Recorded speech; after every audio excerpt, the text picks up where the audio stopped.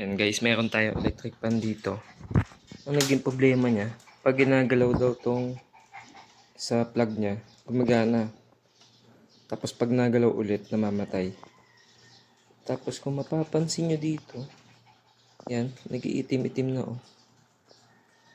Itong isang part na to. Yan, tapos bumukol na dito. Pag ganito, mararamdaman nyo, pag hinawakan nyo to umiinit. Tapos may time na mangangamoy. Huwag nyo na antayin na umabot sa nangangamoy. Palitan nyo na kagad.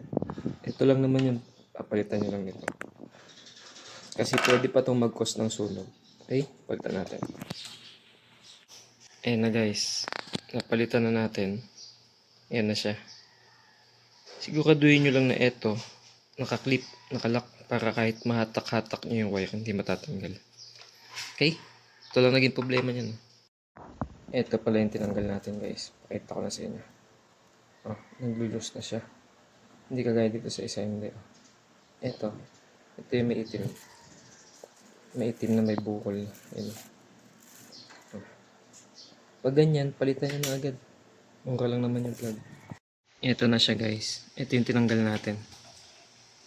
Yung tinanggal natin. Ito, yung sa dito, yung hindi pa sira. Tapos yung putol, yung wala na nakabit na wire, dito yun. Hindi na siya nakakabit, tanggal na. Nagdidikit-dikit lang siya minsan. Kaya yun yung nagkukos ng init. Nag-i-spark kasi sa loob yan. Kung nakatulong tong video natin na to, please like, share, and subscribe. Salamat!